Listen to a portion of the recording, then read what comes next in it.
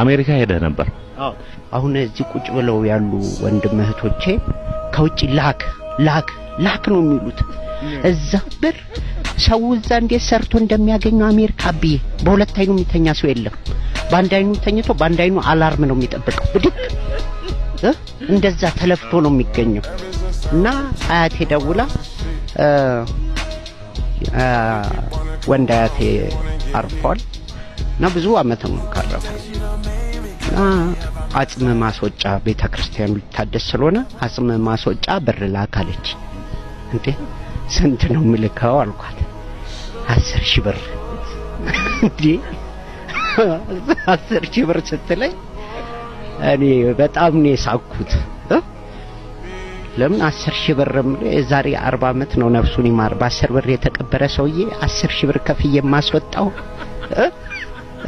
ሉሲ ነው። በቁሙስ ቢመጣ ሰጠዋለሁ።